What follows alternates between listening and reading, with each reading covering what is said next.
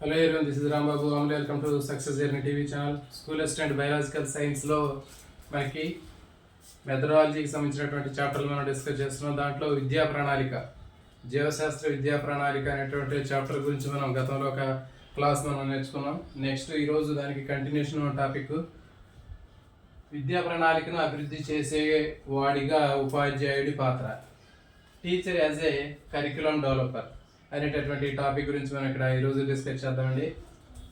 చూడండి, జనరల్గా మనకి విద్యా ప్రణాళిక అనేటటువంటిది అమలు చేసేటటువంటి, దాన్ని తయారు చేసేటటువంటి బాధ్యత సెంట్రల్ గవర్నమెంట్, తర్వాత స్టేట్ గవర్నమెంట్కి ఉంటుంది. అయితే టీచర్కి ఉండేటటువంటి బాధ్యత ఏంటంటే ఆ విద్యా ప్రణాళికని అమలు చేసేటటువంటి బాధ్యత మాత్రం ఉపాధ్యాయుడికి ఉంటుంది. కానీ దాన్ని అభివృద్ధి చేసేటటువంటి బాధ్యత కేంద్ర ప్రభుత్వం, తర్వాత రాష్ట్ర ప్రభుత్వానికి మాత్రమే ఉంటుంది. మరి ఉపాధ్యాయుడిగా ఏంటి అంటే నాట్ ఓన్లీ ఇంప్లిమెంట్, ఉపాధ్యాయుడు కేవలం ఆ విద్యా ప్రణాళికను అమలు చేసేటటువంటి వాడుగా మాత్రమే ఉంటున్నాడు తప్ప ఆ విద్యా ప్రణాళికని అభివృద్ధి చేసేటటువంటి వాడు లేకపోతే రూపొందించేటటువంటి పాత్ర అనేది ఉపాధ్యాయుడికి ఉండట్లేదు. సో కాబట్టి ఆ విద్యా ప్రణాళిక సక్సెస్ అవ్వాలి అంటే ఉపాధ్యాయుడి పాత్ర కూడా చాలా ఉంటుంది. అంటే విద్యా ప్రణాళికని అమలు చేయటం మాత్రమే కాకుండా దాన్ని రూపొందించడం లేదా అభివృద్ధి చేయటం అనేటటువంటిది కూడా ఉపాధ్యాయుడి యొక్క పాత్రను దాంట్లో ఇన్వాల్వ్ చేసినట్లయితే ఆ విద్యా ప్రణాళిక సక్సెస్ అవడానికి అవకాశం ఉంటుంది. అయితే ఉపాధ్యాయుడు ఈ కరికులంలో ఒక భాగంగా చేయాలి. అంటే కరికులం డెవలప్మెంట్ చేసేటప్పుడు ఖచ్చితంగా ఉపాధ్యాయుడు ఆ కరికులం తయారీలో ఒక బాధ్యుడిగా ఉన్నట్లయితే, ఒక భాగస్వామిగా ఉన్నట్లయితే ఆ తయారు చేసేటటువంటి కరికులం అనేది సక్సెస్ఫుల్గా అది రూపొందించడానికి అవకాశం ఉంటుంది. కాబట్టి ఉపాధ్యాయుడు ఏ విధంగా కరికులం తయారీలో, విద్యా ప్రణాళిక తయారీ లేదా అభివృద్ధిలో పార్టిసిపేట్ చేసినట్లయితే ఆ ఉపాధ్యాయుడు కేంద్ర వికేంద్రీయ విద్యా ప్రణాళికకు మధ్యస్థంగా ఉన్నట్లుగా మనం చెప్పవచ్చు. అయితే చూడండి, ఈ విద్యా ప్రణాళికను అభివృద్ధి చేసేటటువంటి బాధ్యత ఉపాధ్యాయుడికి ఇచ్చినప్పుడు ఎక్కువగా మనకి కేంద్ర రాష్ట్ర స్థాయిలో అమలు చేసినట్లయితే తక్కువ మంది ఉపాధ్యాయుల్ని లేకపోతే తక్కువ మంది నిపుణుల్ని ఉపయోగించుకోవడానికి అవకాశం ఉంటుంది. అట్లా కాకుండా ఈ విద్యా ప్రణాళికని అభివృద్ధి చేసేటప్పుడు పాఠశాల స్థాయిలో కానివ్వండి లేకపోతే ఇంకా జిల్లా స్థాయిలో కానీ ఉపాధ్యాయులు ఉపయోగించుకున్నట్లయితే ఎక్కువ మొత్తంలో ఆ విద్యా ప్రణాళిక అనేది సక్సెస్ అవడానికి అవకాశం ఉంటుంది. సో కాబట్టి ఈ విధంగా విద్యా ప్రణాళికను అభివృద్ధి చేయటంలో ఉపాధ్యాయుడి యొక్క పాత్ర కూడా ఉండాలి. కేవలం కొంతమంది కేంద్ర రాష్ట్ర స్థాయిలో కొంతమంది నిపుణులు మాత్రమే ఆ విద్యా ప్రణాళిక కరికులంని రూపొందిస్తూ ఉంటారు. ఆ రూపొందించినటువంటి కరికులం ఏదైతే ఉందో ఆ విద్యా ప్రణాళికని ఉపాధ్యాయుడు కేవలం దాన్ని అభివృద్ధి, అంటే దాన్ని అమలు పరుస్తూ ఉంటాడు. అంటే ఉపన్యాస పద్ధతి కానివ్వండి లేకపోతే ఉపన్యాస ప్రదర్శన పద్ధతి కానివ్వండి, రకరకాలైనటువంటి పద్ధతుల్లో ఏ విధంగా మనం పాఠం చెప్పాలి అనేటటువంటి కోణంలోనే ఉపాధ్యాయుడు ఆలోచిస్తుంటాడు తప్ప మరి ఆ విద్యా ప్రణాళికని ఏ విధంగా రూపొందించాలి, అంటే ఒక విద్యా ప్రణాళికలో ఏ అంశాలు ఉండాలి అనేటటువంటి బాధ్యత ఉపాధ్యాయుడికి ఉండదు. కేవలం కొంతమంది నిపుణులు, మేధావులు మాత్రమే కేంద్ర రాష్ట్ర స్థాయిలో ఆ విద్యా ప్రణాళికను రూపొందిస్తుంటే రూపొందించినటువంటి విద్యా ప్రణాళికని కేవలం అమలు చేసేటటువంటి బాధ్యత మాత్రమే ఉపాధ్యాయుడికి ఉంటుంది. కానీ ఇక్కడ మనకి ఈ మెథడాలజీ ఏం చెప్తుంది అంటే విద్యా ప్రణాళికని అభివృద్ధి చేసేవాడుగా ఉపాధ్యాయుడు ఉండాలి. అంటే ఒక కరికులం తయారు చేసేటప్పుడు ఆ కరికులంలో ఉపాధ్యాయుడికి ఎక్కువ బాధ్యత ఉండాలి. అంటే కరికులం తయారు చేసేటటువంటి ఉపాధ్యాయుడికే తెలిసి ఉండాలి. అంటే విద్యార్థి యొక్క స్థాయిలు కానివ్వండి, విద్యార్థికి ఏం అవసరం అవుతుంది, ఎలాంటి పాఠాలు చేస్తే విద్యార్థికి అవసరం ఉంటుంది అనేటటువంటిది ఉపాధ్యాయుడికి మాత్రమే అర్థమవుతుంది. సో కాబట్టి ఆ కరికులం తయారు చేసేటటువంటి లేదా అభివృద్ధి చేసేటటువంటి బాధ్యత ఖచ్చితంగా ఉపాధ్యాయుడికి ఉన్నప్పుడు మాత్రమే అలాంటి కరికులం అనేది సక్సెస్ అవ్వడానికి అవకాశం ఉంటుంది. నెక్స్ట్, స్థానిక విద్యా ప్రణాళిక. చూడండి, జనరల్గా మనకి విద్యా ప్రణాళిక తీసుకున్నట్లయితే ఆ కరికులం అనేటటువంటిది జనరల్గా దాంట్లో ఉండేటటువంటి కొన్ని మౌలికమైనటువంటి అంశాలు ఏవైతే పొందుపరిచారో ముఖ్యమైనటువంటి అంశాలు అనేవి దాంట్లో ఉంటాయి. దానితో పాటు స్థానిక విద్యా ప్రణాళిక కూడా చాలా ముఖ్యమైనది. అంటే స్థానికంగా అందుబాటులో ఉన్నటువంటి వాతావరణ పరిస్థితులు కానివ్వండి, అక్కడ ఉన్నటువంటి చుట్టుపక్కల ఉన్నటువంటి వనరులు కానివ్వండి, అక్కడ ఉన్నటువంటి పరిస్థితులు కానివ్వండి, వాటిని కూడా విద్యా ప్రణాళికలో ముఖ్యమైనటువంటి భాగంగా చేయాలి అనేటటువంటిదే ఏంటంటే స్థానిక విద్యా ప్రణాళిక. అంటే విద్యార్థికి కేవలం నాలెడ్జ్ని బోధించడమే కాకుండా, తరగతి గదిలో 4 గదుల మధ్యలో విద్యార్థికి ఒక పాఠం చెప్పడమే మాత్రమే కాకుండా, పుస్తకంలో ఉన్నటువంటి దాన్ని ఆ విద్యార్థికి ఎక్కించేటటువంటి ప్రయత్నం చేయటమే మాత్రం కాకుండా, అందుబాటులో ఉన్నటువంటి ఏవైతే వనరులు ఉంటాయో ఆ అందుబాటులో చుట్టుపక్కల ఉన్నటువంటి ఆ పరిసరాల్లో ఉన్నటువంటి అందుబాటులో ఉన్నటువంటి వనరుల్ని కూడా ఉపయోగించి ఆ విద్యార్థికి పాఠం రూపంలో చెప్పినట్లయితే వాడికి నిజ జీవితంలో ఉపయోగపడుతుంది. అంటే విద్యార్థి నేర్చుకునేటటువంటి ఆ నాలెడ్జ్ ఏదైతే ఉందో అది కేవలం పుస్తకంలో ఉన్నటువంటి సమాచారం మాత్రమే కాకుండా, అది ఆ విద్యార్థి తన యొక్క పరిసరాల నుంచి నిజ జీవిత అనుభవాల నుంచి నేర్చుకునేటటువంటిదిగా ఉండాలి.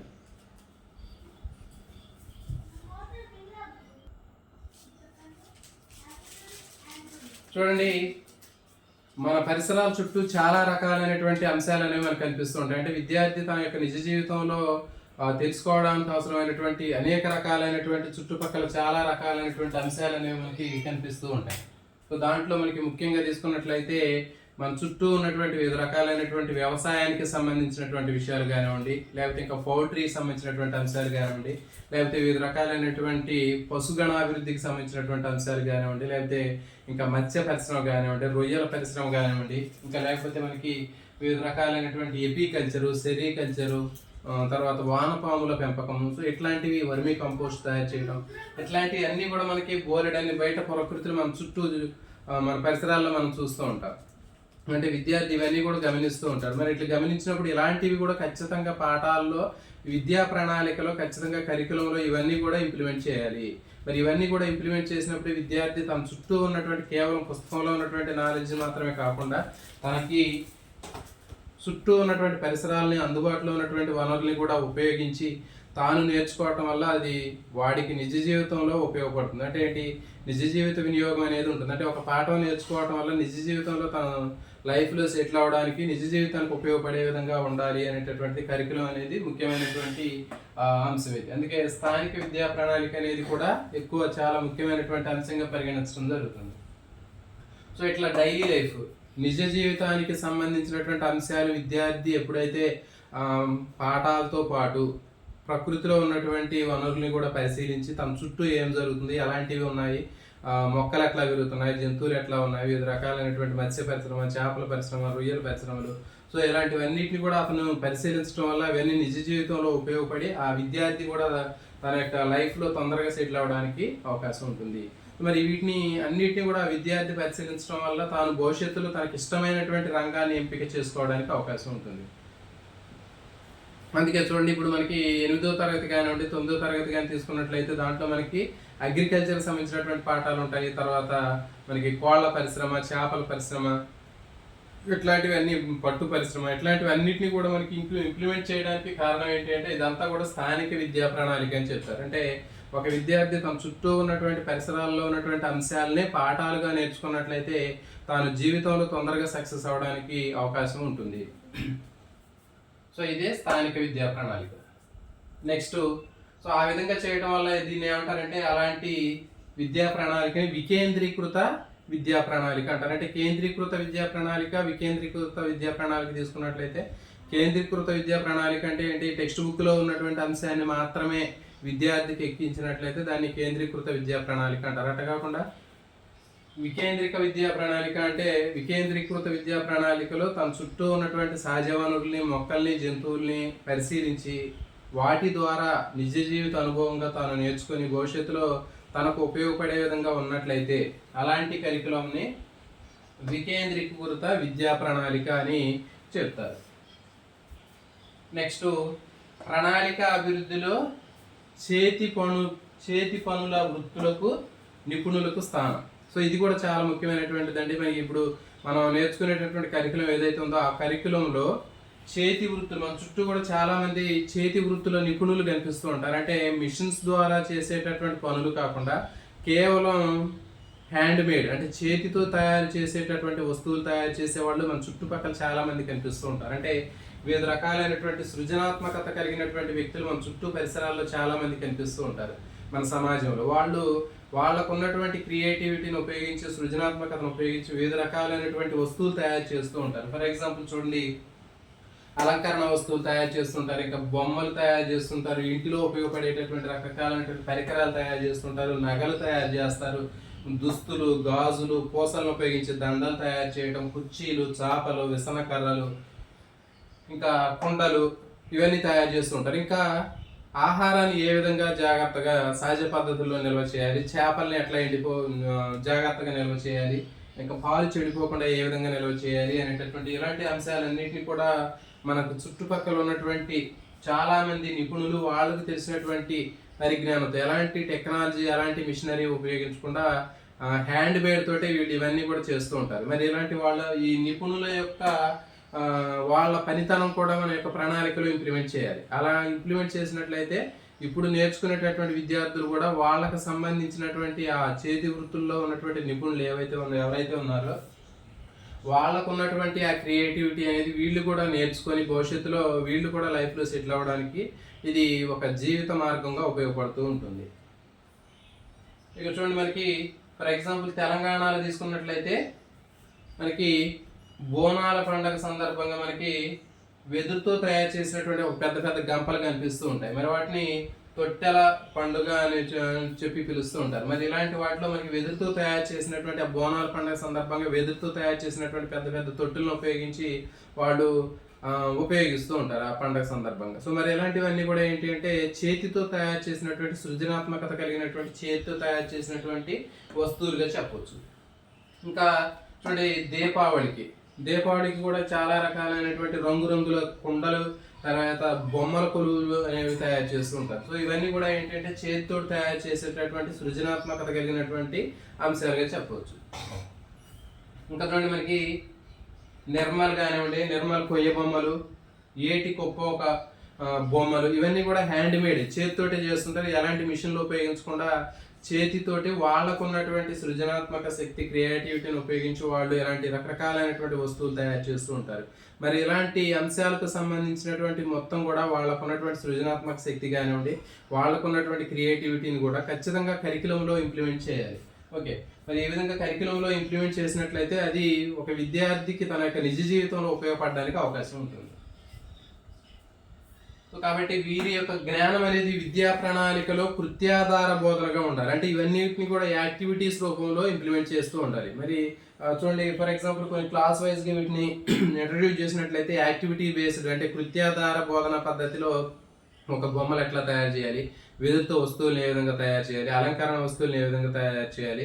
సో ఇట్లాంటి అన్నీ కూడా క్లాస్ వైజ్గా వీటిని ఇంప్లిమెంట్ చేసినట్లయితే విద్యార్థి వాటి మీద ఉన్నటువంటి ఆ ఇంట్రెస్ట్, క్రియేటివిటీ ఉన్నటువంటి విద్యార్థులు ఆయా రంగాల్లో అభివృద్ధి చెందడానికి అవకాశం ఉంటుంది. అదేవిధంగా మనకి పూర్వకాలం నుంచి వచ్చినటువంటి ఇలాంటి ఆ సృజనాత్మక శక్తి కానివ్వండి, ఇలాంటి వస్తువులన్నీ కూడా తయారు చేసేటటువంటి ఆ స్కిల్ అనేది మళ్ళీ కంటిన్యూ అవుతుంది. లేకపోతే అది వాళ్ళతోటే ఆగిపోతుంది. అంటే చేతితో తయారు చేసేటటువంటి వస్తువులు ఏవైనా సరే వాటికి ఉన్నటువంటి వాల్యూ వాటికి ఉంటుంది.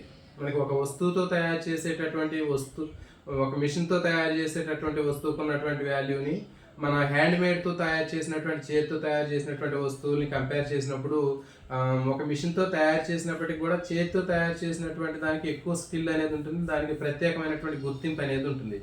సో కాబట్టి ఖచ్చితంగా పుస్తకంలో ఉన్నటువంటి బుక్ నాలెడ్జ్తో పాటు స్థానిక వనరులు కూడా విద్యార్థికి ఉపయోగపడే విధంగా ఈ కరికులంలో భాగంగా చేయాలి అనేటటువంటిదే ఈ ప్రణాళిక అభివృద్ధిలో చేతి పని నిపుణులకు స్థానాన్ని కల్పించాలి. వాళ్ళకు ఉన్నటువంటి టాలెంట్, క్రియేటివిటీని కూడా మనకి ఆ కరికులంలో ఇంప్లిమెంట్ చేయాలి అనేటటువంటిదే దీనికి సంబంధించినటువంటి అంశం. నెక్స్ట్ మనం చూడండి, ఇంకా మన పూర్వీకులు తీసుకున్నట్లయితే మన పూర్వీకులు చాలా రకాలైనటువంటి మందు మొక్కలను ఉపయోగించేవాళ్ళు. అంటే మొక్కల్లో ఉన్నటువంటి మెడిసినల్ వాల్యూస్ ఏవైతే ఉన్నాయో ఆ మెడిసినల్ వాల్యూస్ ఉన్నటువంటి మొక్కల గురించి వాళ్ళకి తెలుసు. అంటే ఏ రకమైనటువంటి జబ్బుకు కానివ్వండి, లేదా వ్యాధికి కానివ్వండి, దానికి రకరకాలైనటువంటి మందులకు సంబంధించినటువంటి వాటిని ట్రీట్మెంట్లుగా ఉపయోగిస్తూ ఉంటారు. మరి అలాంటివి ఫర్ ఎగ్జాంపుల్ మనకి బెల్లపాకు అనేది ఉంటుంది. ఏదైనా దెబ్బ తగిలితే వెంటనే వాళ్ళు ఏం చేస్తుంటారు, ఒక బెల్లపాకు రసాన్ని తీసుకొచ్చి దానికి రాయగానే వెంటనే తగ్గిపోతూ ఉంటుంది. మనం కూడా దాదాపు మన చిన్నతనంలో మనం కూడా చూస్తూనే ఉన్నాం. అంటే న్యాచురల్గానే మనకి ఏదైనా దెబ్బ తగలగానే వెంటనే మనం ఏం చేస్తున్నాం, ఒక బెల్లపాకు దగ్గరలో దొరికినటువంటి ఆ బెల్లపాకుని రసాన్ని రాస్తే వెంటనే అది తొందరగా న్యాచురల్గా రికవర్ అవుతుంది. సో సో మరి ఇప్పుడు ప్రజెంట్ సిచ్యువేషన్లో అలాంటి బెల్లపాకులు కానీ అలాంటి మెడిసిన్స్ కానీ అలాంటి మొక్కల వాల్యూ కానీ మనం అందరికి కూడా తెలియట్లేదు. సో కాబట్టి మన పూర్వీకులకు ఉన్నటువంటి ఏదైతే మెడిసినల్ ప్లాంట్స్ సంబంధించినటువంటి నాలెడ్జ్ ఉందో ఆ నాలెడ్జ్ని కానివ్వండి, లేకపోతే ఇంకా వాళ్ళు తయారు చేసినటువంటి రకరకాలైనటువంటి సహజ సిద్ధమైనటువంటి సౌందర్య ఉత్పత్తులు కానివ్వండి, ఇంకా వాళ్ళు అనుసరించినటువంటి ఆహార పద్ధతులు కానివ్వండి, ఆరోగ్యపరమైనటువంటి అలవాట్లు కానివ్వండి, సో ఇవన్నీ కూడా మనకి పుస్తకాల్లో ఇంప్లిమెంట్ చేయాలి. ఓకే, ఇవన్నీ కూడా పుస్తకాల్లో ఇంప్లిమెంట్ చేసినట్లయితే అవన్నీ కూడా ఖచ్చితంగా కనుమరుగైపోకుండా ఉంటుంది. నెక్స్ట్ జనరేషన్లో వాటి యొక్క వాల్యూస్ అనేటటువంటి ఖచ్చితంగా అవి ఉపయోగపడడానికి అవకాశం ఉంటుంది. సో కాబట్టి ఈ విధంగా స్థానికతకు సంబంధించినటువంటి అంశాలన్నీ కూడా ఖచ్చితంగా కరికులంలో ఒక భాగంగా ఇంప్లిమెంట్ చేయాలి అనేటటువంటిది దీనికి సంబంధించినటువంటి టాపిక్ ఇది. నెక్స్ట్ సృష్టి అనేటటువంటిది ఇక్కడ ఒకటి ఇవ్వటం జరిగింది. చూడండి, SRISTA, దీన్ని సృష్టి అంటారు. దీనికి అబ్రివేషన్ తీసుకున్నట్లయితే society for research and initiations for sustainable technologies and institutions. So ఇది సృష్టి అనేటటువంటిది society for research and initiatives for sustainable technologies and institutions. So మరి ఈ సృష్టి అనేటటువంటిది ఏంటి అంటే దీనికి సంబంధించింది. అంటే మన పూర్వకాలంలో ఉన్నటువంటి మన పూర్వీకులు ఎవరైతే ఉన్నారో వాళ్ళు పాటించినటువంటి సాంప్రదాయాలు, పద్ధతులు కానివ్వండి, వాళ్ళకి తెలిసినటువంటి మెడిసినల్ వాల్యూస్ కానివ్వండి, వాళ్ళకి తెలిసినటువంటి సౌందర్యపరమైనటువంటి విలువలకు సంబంధించినటువంటి ఉత్పత్తులు కానివ్వండి, అవన్నీ కూడా కనుమరుగైపోకుండా వాటికి సంబంధించినటువంటి విలువలు మొత్తాన్ని కూడా మనం పరిరక్షించుకోవడానికి ఉపయోగించేటటువంటిదే ఒక సంస్థ లాంటిది. దీన్ని సృష్టి అంటారు. మరి ఇది ఏం చేస్తుందంటే మొత్తం మన పూర్వీకులకు సంబంధించినటువంటి మొత్తం వాళ్ళకు ఉన్నటువంటి క్రియేటివిటీ, నాలెడ్జ్, వీటికి సంబంధించినటువంటి అంశాలు మొత్తాన్ని కూడా వాటి మీద దృష్టి పెట్టి వాటికి సంబంధించినటువంటి అంశాలన్నింటిని కూడా గ్యాదర్ చేయడం జరుగుతుంది. నెక్స్ట్ స్థానిక అన్వేషకులు, ఆచరణలు. కేవలం మరి చూడండి, విజ్ఞాన శాస్త్రం అంటే శాస్త్రవేత్తలు వాళ్ళు చేసేటటువంటి వివిధ రకాలైనటువంటి శాస్త్రీయ పద్ధతులు కనిపెట్టేటటువంటి విషయాలు మాత్రమే కాకుండా మరి ఇక్కడ ఏంటి అంటే స్థానిక అన్వేషకులు కూడా ఎక్కువ ప్రాముఖ్యత ఇవ్వాలి. అంటే ఏంటి, కేవలం కొత్త విషయాలు శాస్త్రవేత్తలు మాత్రమే కనుక్కోరు. మన చుట్టుపక్కల ఉన్నటువంటి విద్యార్థులు కానివ్వండి, మన సొసైటీలో ఉన్నటువంటి కొంతమంది వ్యక్తులు కానివ్వండి, వాళ్ళు కూడా ఎన్నో రకాలైనటువంటి ఇన్నోవేటివ్గా ఉన్నటువంటి అంశాలను వాళ్ళు కూడా కనుక్కుంటూ ఉంటారు. సో అలాంటి వాళ్ళకి ఎక్కువగా ప్రాముఖ్యత ఇవ్వాలి. వాళ్ళలో ఉన్నటువంటి సృజనాత్మక శక్తిని బయటికి తీసే విధంగా ఉండాలి. వాళ్ళని ఎంకరేజ్ చేసేటటువంటి విధంగా ఉన్నట్లయితే వాళ్ళలో కూడా తెలియనటువంటి ఎన్నో కొత్త అంశాలని, సృజనాత్మకత ఉన్నటువంటి అంశాలని, ఎన్నో ఇన్నోవేటివ్గా ఉన్నటువంటి అంశాలను కూడా వాళ్ళు కూడా కనుక్కోవడానికి అవకాశం ఉంటుంది. ఫర్ ఎగ్జాంపుల్ కొన్ని ఎగ్జాంపుల్స్ ఇచ్చారు చూడండి. ఇక్కడ మనకి కరీంనగర్ తీసుకున్నట్లయితే కరీంనగర్లో ఐలయ్య అనేటటువంటి ఒక వ్యక్తి, అతను ఏం చేశాడంటే కలుపు యంత్రాన్ని తయారు చేశాడు. అంటే ఒక వెహికల్ తీసుకొని, ఒక బండిని తీసుకొని దానికి అనుకున్నటువంటి దాన్ని, సైకిల్ తీసుకొని దానికి అనుకున్నటువంటి దాన్ని వీల్ తీసేసి దాని ప్లేస్లో ఒక బ్లేడ్ లాంటి వాటిని సెట్ చేసి అతను ఒక కలుపు మొక్కలు తీసేటటువంటి యంత్రాన్ని తయారు చేయడం జరిగింది. మరి అతను తయారు చేసినటువంటి కలుపు యంత్రం వలన కేవలం ఒక 20 మంది చేసేటటువంటి పని కేవలం 4-5 తోటే సరిపోతుంది. తర్వాత పని కూడా కేవలం 4-5 గంటల్లోనే కంప్లీట్ అవుతుంది. అంటే దాదాపు 3-4 ఎకరాల్లో చేయాల్సినటువంటి పని ఏదైతే ఉందో అలాంటి పని మొత్తం కూడా కేవలం ఒక 3-4 గంటల్లోనే, 4-5 గంటల్లోనే, తక్కువ టైంలోనే చేయడం జరుగుతుంది. అంటే దాదాపు ఒక 4,000 ఖర్చు అయ్యేటటువంటి ఆ ఖర్చు మొత్తం కూడా తగ్గిపోయి దాదాపు ఒక 1,200 రూపాయలతోటే ఆ పని అనేది కలుపు తీయడం అనేది జరుగుతుంది. సో కాబట్టి ఈ విధంగా మరి ఇతను చేసేటటువంటి ఇన్నోవేటివ్గా ఉన్నటువంటి అంశాలు మనం బయట చాలా రకాలైనటువంటి టిక్టాక్లో కానివ్వండి, వీటిలో కూడా చూస్తూ ఉంటాం మనం. వాళ్ళు ఉన్నటువంటి వాటిని ఇన్నోవేటివ్గా కొత్త అంశాలను తయారు చేస్తూ ఉంటారు. సో కాబట్టి శాస్త్రవేత్తలు మాత్రమే కొత్త అంశాలు కనుగొనాల్సిన అవసరం లేదు. కేవలం మన చుట్టూ ఉన్నటువంటి సొసైటీలో ఉన్నటువంటి వ్యక్తులు కానివ్వండి, వివిధ రంగాల్లో ఉన్నటువంటి వ్యక్తులు కానివ్వండి, విద్యార్థులు కానీ వాళ్ళు కూడా చాలా రకాలైనటువంటి అంశాలను ఇన్నోవేటివ్గా కొత్తగా ఆవిష్కరిస్తూ ఉంటారు. మరి అలాంటి వాళ్ళలో ఉన్నటువంటి ఆ సృజనాత్మక శక్తిని, ఇన్నోవేటివ్ని బయటికి తీసుకొచ్చినట్లయితే వాళ్ళు కూడా భవిష్యత్తులో సమాజానికి ఉపయోగపడే విధంగా ఎన్నో రకాలైనటువంటి వస్తువులు తయారు చేస్తూ ఉంటారు. నెక్స్ట్ మమ్సూకి బాయ్, ఇతను పంట పొలాల్లో పురుగు మందులు స్ప్రే చేస్తూ ఉంటాడు.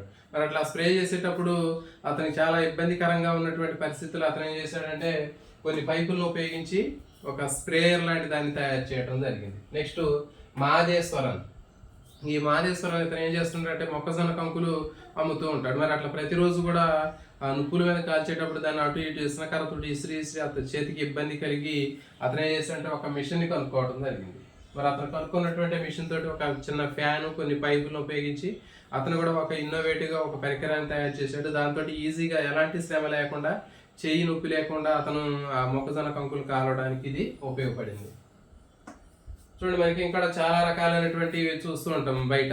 విత్తనాలు వేయటానికి కూడా మనకి 2 వీలర్స్ ఉంటాయి. వెనక ఉన్నటువంటి 2 వీలర్స్లో దానికి కట్టి దాన్ని తీసుకెళ్తూ ఉంటారు. అంటే దాంట్లో విత్తనాలు పోసినప్పుడు ఒకేసారి అవి అన్ని చాళ్ళలో విత్తనాలు పోస్తూ ఉంటాయి. రీసెంట్గా మనకి చూడండి ఎడ్ల బండులను కూడా మనకి బండికి కట్టి వాళ్ళు లాగుతూ ఉంటారు. సో కాబట్టి ఇట్లాంటి ఇన్నోవేటివ్గా ఉన్నటువంటి ఎన్నో రకాలైనటువంటి అంశాలు మనం చూస్తూ ఉంటాం. మరి వాళ్ళు కూడా శాస్త్రవేత్తల్లో ఆలోచించినట్టుగా ఆలోచిస్తూ ఉంటారు. అలాంటి వాళ్ళలో ఉన్నటువంటి ఆ సృజనాత్మక శక్తిని కానివ్వండి, ఇన్నోవేషన్స్ కానీ ఖచ్చితంగా బయటికి తీసుకొచ్చినట్లయితే వాళ్ళు కూడా సమాజానికి ఎంతో ఉపయోగపడేటటువంటి వ్యక్తులుగా ఉంటారు వాళ్ళు. ఇప్పుడు చూడండి, ఇన్స్పైర్ అనేటటువంటి స్కూల్లో కూడా ఉంటుంది. మరి ఇన్స్పైర్ అనేటటువంటి ప్రోగ్రామ్ తీసుకున్నట్లయితే అట్లాగే మనకి ప్రతి ఒక్క పాఠశాల స్థాయిలో కూడా విద్యార్థుల చేత ఇన్నోవేటివ్గా ఉన్నటువంటి ఆవిష్కరణలను వాళ్ళు కనుక్కోవడానికి ఇలాంటి ప్రోగ్రామ్ అనేది కండక్ట్ చేయడం జరుగుతుంది. మరి ఆ ఇన్స్పైర్లో కొన్ని వాళ్ళు తయారు చేసినటువంటి వస్తువులు ఏవైతే ఉన్నాయో ఇన్నోవేటివ్గా సృజనాత్మకంగా తయారు చేసినటువంటి వస్తువులు ప్రదర్శన ఉంటుంది. డిస్ట్రిక్ట్ లెవెల్లో ఉంటుంది, అక్కడ సెలెక్ట్ అయినవి స్టేట్ లెవెల్లో ఉంటాయి, స్టేట్ లెవెల్లో సెలెక్ట్ అయినటువంటి అంశాలని నేషనల్ లెవెల్లో పంపించడం జరుగుతుంది. సో కాబట్టి ఇట్లాంటి విద్యార్థుల్లో ఉన్నటువంటి ప్రతిభను కానివ్వండి, వాళ్ళలో ఉన్నటువంటి సృజనాత్మక శక్తిని, ఇన్నోవేషన్ని బయటికి తీసుకురావడానికి ఇన్స్పైర్ అనేటటువంటి ఇలాంటి ప్రోగ్రామ్స్ కూడా కండక్ట్ చేస్తూ ఉంటారు. Next honey bee network. చూడండి, హనీ బీ నెట్వర్క్ అనేటటువంటిది తేనెటీగ సంసక్త జాలకం అంటారు. తేనెటీగల సంసక్త జాలకం అని చెప్తారు. అంటే చూడండి, మనకి జనరల్గా ది కాన్సెప్ట్ చూద్దాం మనం. అసలు తేనెటీగలు ఏం చేస్తుంటాయి, వివిధ రకాలైనటువంటి ప్రదేశాల్లోకి వెళ్ళి వివిధ రకాలైనటువంటి మొక్కల్లో ఉన్నటువంటి పుష్పాల్లో ఉన్నటువంటి మకరందాన్ని మొత్తాన్ని కూడా గ్యాదర్ చేసుకొచ్చి అవి తేనెను తయారు చేస్తూ ఉంటాయి, తేనె తొట్టులు. సో మరి ఆ విధంగా ఏ విధమైనటువంటి ఆ మకరందాన్ని తీసుకొచ్చి ఒక చోట గ్యాదర్ చేసి ఆ తేనెను తయారు చేస్తున్నాయో అట్లాగే ఇది ఏంటంటే హనీబీ నెట్వర్క్ అనేటటువంటిది తేనెటీగ సంసక్త జాలకం అనేటటువంటిది ఏంటి అంటే మన సమాజంలో ఉన్నటువంటి రకరకాలైనటువంటి నిష్ణాతులైనటువంటి వ్యక్తులు కానివ్వండి, లేకపోతే ఇంకా పండితులు కానివ్వండి, విద్యా సంస్థలకు సంబంధించినటువంటి వ్యక్తులు కానివ్వండి, లేకపోతే ఇంకా బిజినెస్ మ్యాన్స్ కానివ్వండి, లేకపోతే ఇంకా గవర్నమెంట్ తర్వాత నాన్ గవర్నమెంట్కి సంబంధించినటువంటి వివిధ రకాలైనటువంటి వ్యక్తులు, వీళ్ళందరూ కూడా వీళ్ళందరితోటి ఒక గ్రూప్ లాగా తయారు చేస్తారు దీన్ని. ఓకే, ఇలాంటి గ్రూప్ లాగా తయారు చేసినటువంటి అల్లికనే ఏమని చెప్తారంటే హనీబీ నెట్వర్క్ అంటారు.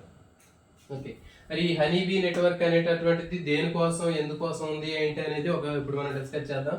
మరి ఈ హనీబీ నెట్వర్క్ అనేది దాదాపు 75 దేశాల్లో ఉంది. ఇది అంటే దాదాపు 75 దేశాల్లో ఉన్నటువంటి వివిధ దేశాల్లో ఉన్నటువంటి వివిధ రంగాల్లో ఉన్నటువంటి నిష్ణాతులైనటువంటి వ్యక్తులు, పండితులు, మేధావులు, తర్వాత ప్రభుత్వేతర సంస్థలో ఉన్నటువంటి గొప్ప గొప్ప వ్యక్తులు కానివ్వండి, ఇలాంటి పర్యావరణవేత్తలు చాలామంది దీంట్లో పార్టిసిపేట్ చేస్తూ ఉంటారు. సో వీళ్ళందరితో కలిపి ఏంటంటే ఒక నెట్వర్క్ని తయారు చేస్తారు. ఆ నెట్వర్క్ని ఏమని చెప్తారంటే హనీబీ నెట్వర్క్ అని చెప్తారు. మరి ఇది ఏంటి అంటే దాదాపు 75 దేశాలు దీంట్లో పార్టిసిపేట్ చేస్తున్నాయి. 75 దేశాలకు సంబంధించినటువంటి మేధావులు, నిపుణులు అందరూ కూడా ఆ నెట్వర్క్లో ఉంటారని చెప్పారు. మరి వీళ్ళు ఏం చేస్తుంటారంటే కొత్త కొత్త అన్వేషణలు, ఆవిష్కరణలు చేసేటటువంటి వ్యక్తులు ఎవరైతే ఉన్నారో అలాంటి వ్యక్తుల నుంచి సమాచారాన్ని గ్యాదర్ చేయటం, వాళ్ళకి గుర్తింపు ఇవ్వటం అనేది చేస్తూ ఉంటారు వాళ్ళు. సో ఫర్ ఎగ్జాంపుల్ మనం ఏదైనా ఒక ఆవిష్కరణ కనిపెట్టాం.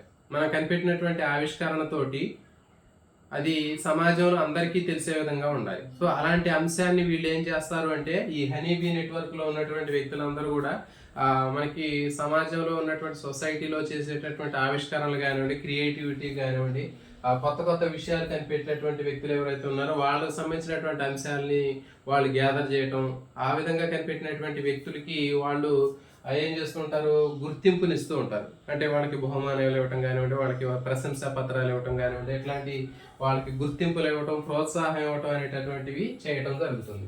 అది ఈ హనీబీ కాన్సెప్ట్కి సంబంధించింది. సో అర్థమైంది కదా, ప్రపంచ దేశాల్లో ఉన్నటువంటి దాదాపు 75 దేశాల్లో ఉన్నటువంటి అన్ని రకాలైనటువంటి అంటే ప్రభుత్వేతర సంస్థలు అన్ని రకాల సమాజంలో ఉన్నటువంటి అన్ని రకాలైనటువంటి కేటగిరీలకు సంబంధించినటువంటి వ్యక్తులు మొత్తం కూడా ఒక నెట్వర్క్ లాగా తయారయ్యి వాళ్ళు ఏం చేస్తుంటారంటే ఈ సమాజంలో వాళ్ళు కనిపెట్టేటటువంటి ఇన్నోవేటివ్ కానివ్వండి, సృజనాత్మకంగా ఉన్నటువంటి కొత్త వస్తువులు కనిపెట్టేవాళ్ళు, విభిన్నమైనటువంటి ఆలోచనలు చేసేటటువంటి వాళ్ళు ఎవరైతే ఉన్నారో వాళ్ళకి సంబంధించినటువంటి ఇన్ఫర్మేషన్ గ్యాదర్ చేయటం, వాళ్ళని ప్రోత్సహించడం, వాళ్ళని గుర్తింపు చేయటం, ఇట్లాంటివన్నీ చేస్తూ ఉంటారు. అది హనీబీ నెట్వర్క్ సంబంధించినటువంటి ఇన్ఫర్మేషన్. అంటే చూడండి, మన పూర్వీకుల యొక్క ఆరోగ్య సూత్రాలు వీళ్ళు ఏం చేస్తూ ఉంటారంటే ఈ హనీబీ నెట్వర్క్లో మన పూర్వీకులు ఉన్నటువంటి వాళ్ళు ఎవరైతే ఉన్నారో వాళ్ళకి చాలా రకాలైనటువంటి అంశాల మీద అవగాహన అనేది ఉంటుంది. వివిధ రకాలైనటువంటి మందు మొక్కల గురించి పరిజ్ఞానం ఉంటుందని చెప్పాం, సౌందర్య ఉత్పత్తుల గురించి తెలుసు అని చెప్పాం, ఆహారపు అలవాట్ల గురించి తెలుసు, ఆరోగ్యపరమైనటువంటి అంశాల గురించి తెలుసు. సో ఇవన్నిటిని కూడా మరి వాళ్ళ తరంతోనే అంతమైపోకుండా వీళ్ళందరూ ఏం చేస్తుంటారంటే వాళ్ళకి సంబంధించినటువంటి నాలెడ్జ్ని, వాళ్ళకు ఉన్నటువంటి క్రియేటివిటీని మొత్తాన్ని కూడా వీళ్ళు గ్యాదర్ చేస్తూ ఉంటారు. పూర్వీకులకు సంబంధించిన ఆరోగ్య సూత్రాలు కానివ్వండి, ఆహారపు అలవాట్లు, ఔషధాలు, ఇవన్నిటిని కూడా జ్ఞాన సేకరణ చేసి వాళ్ళకి గుర్తింపు ఇస్తూ ఉంటారు. సో మరి ఆ విధంగా తయారు చేసినటువంటి ఇన్ఫర్మేషన్ ఏదైతే ఉందో దాన్ని ఒక డేటాబేస్లో స్టోర్ చేస్తూ ఉంటారు. సో వచ్చినటువంటి ఇన్ఫర్మేషన్ మొత్తాన్ని కూడా ఒక డేటాబేస్ రూపంలో వాళ్ళు పొందుపరచడం జరుగుతుంది. సో ఫర్ ఎగ్జాంపుల్ మనం చూసే ఉంటాం, మన సెవెంత్ సెన్స్ సినిమాలో మనకి కనిపిస్తూ ఉంటుంది. దాంట్లో అతను వాళ్ళ పూర్వీకులకు సంబంధించినటువంటి వాళ్ళలో జెనెటిక్ సంబంధించినటువంటి కోడ్కు సంబంధించినటువంటి అంశాలు మొత్తాన్ని కూడా గ్యాదర్ చేస్తూ ఉంటారు వాళ్ళు. సో కాబట్టి అలాంటి విషయాలకు సంబంధించినటువంటి ఇన్ఫర్మేషన్ మొత్తాన్ని కూడా వాళ్ళు గ్యాదర్ చేస్తూ ఉంటాడు ఆ హీరో. మరి అక్కడికి వెళ్ళి వాళ్ళ పూర్వీకులకు సంబంధించినటువంటి రక్త నమూనాలు సేకరించడం, వాళ్ళకి సంబంధించినటువంటి జెనెటిక్ కోడ్ తీసుకోవడం, వీళ్ళకి జన్యు సమాచారం ఏ విధంగా ఉంది, మ్యాచింగ్ అవుతుందా లేదా, ఇట్లాంటివి చేసేటటువంటివి ఏదైతే ఉందో ఆ పరిధిలో అలాంటి అంశాలన్నింటినీ కూడా మనం దీని కింద పరిగణించవచ్చు. సో కాబట్టి మనకి మన పూర్వీకులు ఎవరైతే ఉన్నారో వాళ్ళకి సంబంధించినటువంటి ఆవిష్కరణలు కానివ్వండి, ఇన్నోవేటివ్స్ కానివ్వండి, వాళ్ళకు ఉన్నటువంటి ఔషధ పరిజ్ఞానం కానివ్వండి, ఆహారపు అలవాట్లు కానివ్వండి, సో ఇవన్నిటిని కూడా వాళ్ళని గ్యాదర్ చేయటం, వాళ్ళకి గుర్తింపునివ్వటం, వాళ్ళని ప్రోత్సహించడం చేసేటటువంటిది మొత్తం కూడా చేసేదే ఈ హనీబీ నెట్వర్క్ సంబంధించింది. దీంట్లో ఆ కలెక్ట్ చేసినటువంటి మొత్తం కూడా ఒక డేటాబేస్ రూపంలో వీళ్ళు స్టోర్ చేస్తూ ఉంటారు. నెక్స్ట్ దాదాపు ఇప్పుడు ఒక 25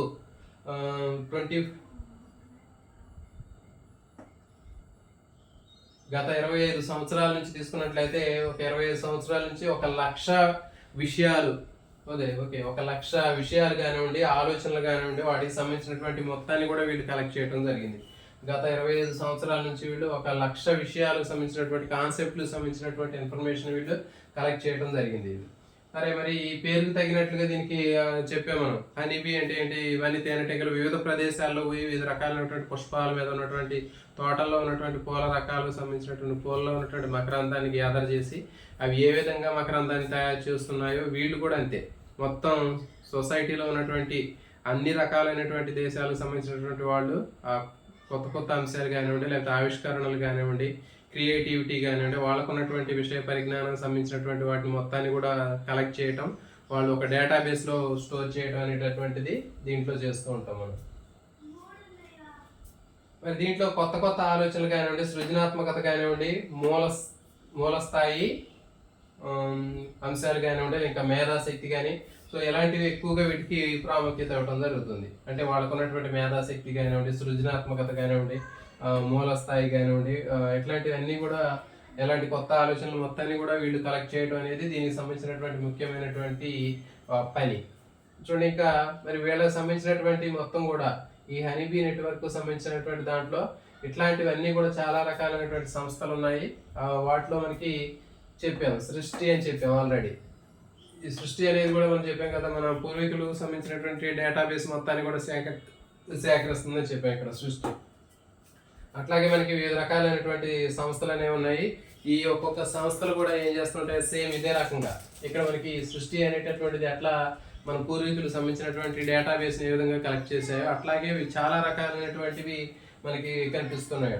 GIAN, SCVA మాధురి అనేటటువంటి, తర్వాత పల్లె సృజన ఏపీలో ఉంటుంది, NWGV, తర్వాత పృథ్వీ పెదిస్ ఇది కేరళలో ఉంది, ఇన్నోవేటివ్ క్లబ్ ఒరిస్సాలో ఉంది, NIF. సో ఇవన్నీ కూడా మనకి ఏంటి అంటే వివిధ రకాలైనటువంటి హనీబీ నెట్వర్క్ సంబంధించినటువంటి అంశాలు. ఇవన్నీ కూడా వివిధ రకాలైనటువంటి సంస్థలు. ఇవి కూడా ప్రతి ఒక్క ప్రాంతానికి సంబంధించినటువంటి అన్నీ కూడా ఏం చేస్తుంటాయి అంటే ఆ ప్రాంతాల్లో ఉన్నటువంటి సృజనాత్మకంగా ఉన్నటువంటి అంశాలు సంబంధించినటువంటి వాళ్ళు ఇచ్చినటువంటి ఆ ఇన్ఫర్మేషన్ కానివ్వండి మొత్తాన్ని ఆ డేటాబేస్లో వాళ్ళు స్టోర్ చేస్తూ ఉంటారు. సో వీటికి సంబంధించినటువంటి అబ్రివేషన్ కూడా ఇవ్వడం జరిగింది. GIAN, grass root innovations augmentation network. Gross root innovation augmentation network, ఇది GIAN. నెక్స్ట్ సేవ, మాధురి అనేటటువంటి పేరుతో దీన్ని ఇంకోటి పిలుస్తూ ఉంటారు. నెక్స్ట్ పల్లె సృజన, ఏపీలో ఉన్నటువంటిది ఇది. ఓకే, ఏపీలో ఉన్నటువంటి ఈ హనీబీ నెట్వర్క్ సంబంధించినటువంటిది ఏది అంటే మనకి పల్లె సృజన. నెక్స్ట్ NWGV, నెట్వర్క్ ఆఫ్ గ్రామ విద్యాపద్. నెట్వర్క్ ఆఫ్ గ్రామ విద్యాపద్ అనేటటువంటిది ఇది NWGV. నెక్స్ట్ పృథ్వీ అనేటటువంటిది ఇంకొక సంస్థ. తర్వాత పెదిస్ కేరళ, పెదిస్ అనేది కేరళలో ఉన్నటువంటి ఒక సంస్థ. నెక్స్ట్ ఇన్నోవేషన్ క్లబ్, ఇది ఒరిస్సాలో ఉన్నటువంటి సంస్థ. Next NIF, national innovation foundation. National innovation foundation అనేటటువంటిది ఇంకొక సంస్థ. సో ఇప్పుడు మనం ఇవన్నీ కూడా వీటి కాన్సెప్ట్లు అన్నీ ఒకటేనండి. సో వీటి మొత్తం ఇక్కడ చెప్పినటువంటి మొత్తం కూడా ఏంటంటే హనీబీ నెట్వర్క్ సంబంధించినటువంటి అంశాలు అన్ని సంస్థలు ఇవన్నీ. సో ఈ సంస్థలు అన్నిటికీ కూడా కాన్సెప్ట్ ఏంటి అంటే మన పూర్వీకులకు సంబంధించినటువంటి ఆ డేటాబేస్ మొత్తం కూడా కలెక్ట్ చేయడం, వాళ్ళకి ప్రోత్సహించడం, వాళ్ళకి తగినటువంటి పారితోషికం ఇవ్వటం, వాళ్ళని గుర్తింపు ఇవ్వటం, ప్రోత్సహించడం చేసేటటువంటి మొత్తం ఈ హనీబీ నెట్వర్క్లో ఉన్నటువంటి రకరకాలైనటువంటి పేర్లతో పిలుస్తూ ఉంటారు ఈ సంస్థలన్నీ కూడా. ఇప్పుడు మనం ఒకదాని గురించి చూద్దాం. NIF, national innovation foundation. మరి నేషనల్ ఇన్నోవేషన్ ఫౌండేషన్ తీసుకున్నట్లయితే ఇది కూడా 2000 సంవత్సరం నుంచి స్టార్ట్ అయింది. ఇది కూడా ఒక రకమైనటువంటి హనీబీ నెట్వర్క్ లాంటిదే. ఇది 2000 సంవత్సరం నుంచి స్టార్ట్ అయింది. ఇది కూడా ఏంటంటే పూర్వీకుల జ్ఞానాభివృద్ధికి సంబంధించింది. అంటే మన పూర్వీకులు ఉన్నటువంటి వాళ్ళకు ఉన్నటువంటి జ్ఞానానికి సంబంధించినటువంటి ఇన్ఫర్మేషన్ డేటాని కలెక్ట్ చేసి డేటాబేస్లో స్టోర్ చేయటం. తర్వాత దీంట్లో 575 జిల్లాలు దీంట్లో పార్టిసిపేట్ చేస్తున్నాయి. అంటే 575 జిల్లాలకు సంబంధించినటువంటి ఇన్ఫర్మేషన్ ఈ NIF, నేషనల్ ఇన్నోవేషన్ ఫౌండేషన్ అనేది కలెక్ట్ చేయడం జరుగుతుంది. నెక్స్ట్ 2,11,600 సాంకేతిక ఆలోచనలు, కొత్త విషయాలని వీళ్ళు కనుక్కోవడం జరిగింది. మరి వీళ్ళు పూర్వీకులకు సంబంధించినటువంటి ఈ జ్ఞానాన్ని మొత్తం కూడా డేటాబేస్లో వీళ్ళు స్టోర్ చేయడం జరిగింది. నెక్స్ట్ నేషనల్ అవార్డ్స్ని కూడా ఇస్తూ ఉంటారు వీళ్ళు. సో ఈ రంగాల్లో వివిధ రకాలైనటువంటి రంగాల్లో వాళ్ళకు ఉన్నటువంటి నాలెడ్జ్ని కానివ్వండి, సృజనాత్మకతను కానీ వాళ్ళని పరిశీలించి వాళ్ళకి నేషనల్ లెవెల్లో అవార్డ్స్ కూడా ఇవ్వడం జరుగుతుంది. తర్వాత అగ్రికల్చర్ కానివ్వండి, వెటర్నరీ యూనివర్సిటీతో కలిసి పనిచేస్తూ ఉంటాయి ఇవన్నీ కూడా. ఇది నేషనల్ ఇన్నోవేషన్ ఫౌండేషన్ అనేటటువంటి సంస్థ అగ్రికల్చర్ తర్వాత వెటర్నరీ అనేటటువంటి సంస్థలతో కలిసి ఈ అంశాల మీద వీళ్ళు ఫోకస్ చేస్తూ ఉంటారు. 743 పూర్వ జ్ఞానానికి సంబంధించినటువంటి అంశాలు ఏవైతే ఉన్నాయో వాటికి పేటెంట్ రైట్స్ని కూడా వీళ్ళు కల్పించడం జరిగింది. పేటెంట్ హక్కుల్ని కూడా ఇచ్చారు వీళ్ళు. నెక్స్ట్ అనిల్ గుప్తా. మరి ఈ NIF అనేటటువంటి సంస్థను తీసుకున్నట్లయితే దీంట్లో గుర్తించేటటువంటి వ్యక్తి ఎవరు అంటే అనిల్ గుప్తా. ఈయన MSc జెనెటిక్స్ తర్వాత BSc హానర్స్ చేశాడు. ఈయన సృష్టి కోఆర్డినేటర్. చెప్పాం కదా ఇంతకుముందు సృష్టి అనేటటువంటిది ఏదైతే ఉందో మనకి ఇది హనీకాంబ్ నెట్వర్క్ సంబంధించినటువంటిది, హనీబీ నెట్వర్క్ సంబంధించినటువంటి సృష్టి అనేటటువంటి దానికి ఇతను కోఆర్డినేటర్. తర్వాత హనీబీ నెట్వర్క్ ఫౌండర్ ఇతను. హనీబీ నెట్వర్క్ మూల స్థాపకుడిగా ఇతన్ని చెప్పడం జరుగుతుంది అనిల్ గుప్తా. ఇక మరి దీని ముఖ్యమైనటువంటి అంశాలు ఏంటి అంటే NIF, ఓకే, NIFకి వైస్ చైర్మన్ ఇతను. ఈ అనిల్ గుప్తా NIFకి వైస్ చైర్మన్గా కూడా ఇతను ఉన్నాడు. అంటే NIFకి వైస్ చైర్మన్, తర్వాత హనీబీ నెట్వర్క్ ఏదైతే ఉందో దానికి ఫౌండర్ లాగా ఉన్నాడు. ఓకే, తర్వాత సృష్టికి కోఆర్డినేటర్గా పనిచేస్తూ ఉంటాడు. ఇతను ఒక పూర్ ఫ్యామిలీ నుంచి వచ్చినటువంటి వ్యక్తి.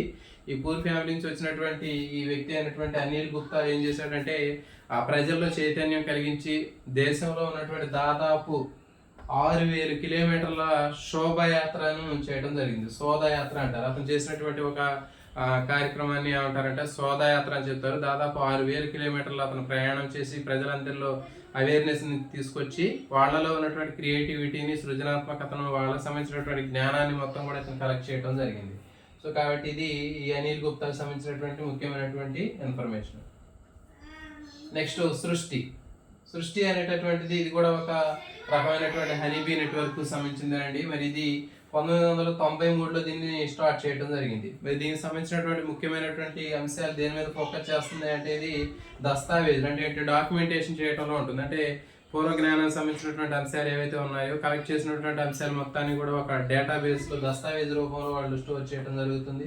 నెక్స్ట్ ఇన్నోవేషన్, వాళ్ళు చేసినటువంటి ఇన్నోవేషన్ ఏదైతే ఉందో దాన్ని ఎక్కువగా వ్యాప్తి చేస్తూ ఉంటారు. అంటే 10 మందికి తెలిసే విధంగా వాళ్ళు వ్యాప్తి చేయడం అనేటటువంటిది ముఖ్యమైనటువంటి అంశం.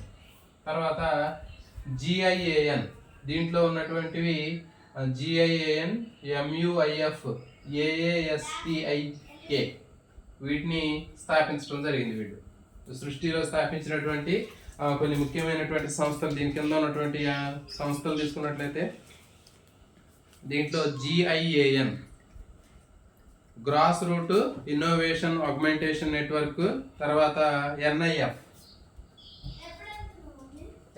తీసుకున్నట్లయితే ఆల్రెడీ మనం చెప్పాము national innovation foundation. Next ఎంవిఐఎఫ్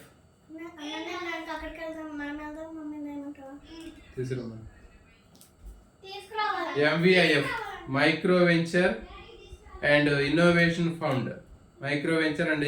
fund, next AASTIK academy for augmenting sustainable technological invention and innovations and traditional knowledge. So ఇది దీనికి సంబంధించినటువంటివి అండి. సో ఇవన్నీ కూడా కొత్త పరిశోధనలు కనిపెట్టినటువంటి వాళ్ళు ఎవరైతే ఉన్నారో, కొత్త పరిశోధనలు చేసేవాళ్ళు, కొత్త అంశాలు కనిపెట్టే వాళ్ళు ఎవరైతే ఉన్నారో వాళ్ళకి సంబంధించినటువంటి విషయాలు మొత్తం కూడా సేకరించడానికి తయారైనటువంటి ఈ సంస్థలు ఏవైతే ఉన్నాయో ఇవన్నీ కూడా దేనికి సంబంధించినటువంటి సృష్టి అనేటటువంటి ఈ సంస్థ కింద ఉన్నటువంటి ఈ ముఖ్యమైనటువంటి భాగాలు. సో దీంట్లో నెక్స్ట్